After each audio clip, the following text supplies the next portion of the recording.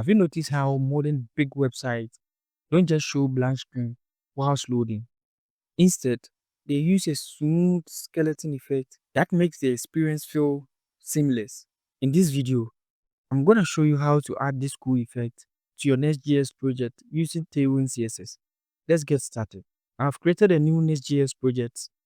Now, inside the page.txs file, let's create a div and give it a class name of minimum height of screen, item-center, justify content-center, a BG of black, and a text of white.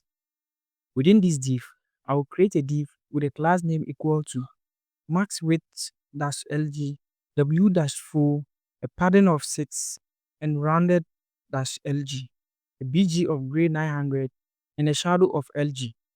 And within this div, I'm going to show my skeleton components. Let's go ahead and create this component. I will create a new folder called components. In this component folder, I will create a new file called skeleton.txs. I will go ahead and create my React functional component. Let's import this component in the page.txs file. In my skeleton component, I will create a div with the class name equal to w-full, padding of 4, a space of y-4, and animate-pause.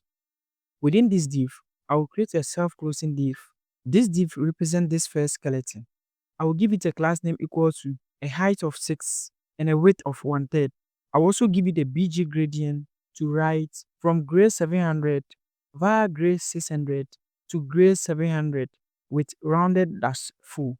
This helps us achieve this cool effect. I will duplicate this div and change the width to full. Let's duplicate it one more time and change the width to 5/6. Finally, let's duplicate it one more time and change the height to 64 and the width to full and rounded-lg. This div is for the image skeleton. Now let's go to page.txs file. We will check if loading is true. Then we will display our loading skeleton components. Otherwise, when loading is set to false, we will show the actual content.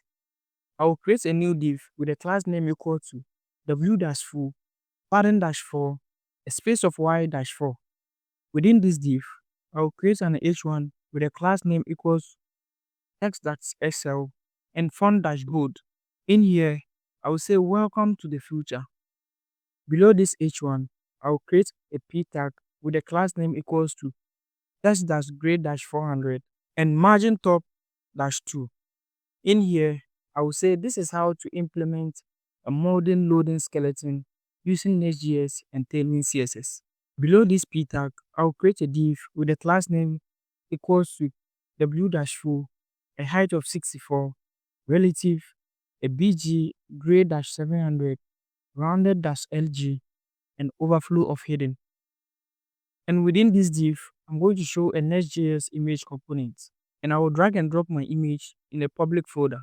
We will import image from next/image. Within this image, I will give it an src to the part of the image. I will also give it an alt tag, a width of 500, and a height of 300. Inside the component, let's create a loading state and set it to true.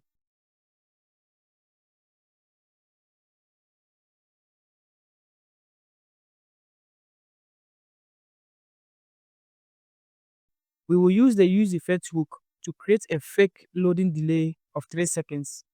UseEffect, which is equals to an arrow function. And within this, we will set a timeout, which is also equal to an arrow function. And within this set timeout, we will set loading to false and a delay of 3 seconds. Let's take a look at it. We got this blank screen because by default, Next.js render components on the server. So if you're using hooks like useEffect and useState, you need to turn that component to a client component. As you can see, everything is working perfectly, but the image is not centered. Let's fix that. I will give the image a class name absolute, insert-0, w-full, height of full, object-cover, a transition-opacity, and a duration of 500. If you found this video helpful, don't forget to drop a like and subscribe for more videos like this.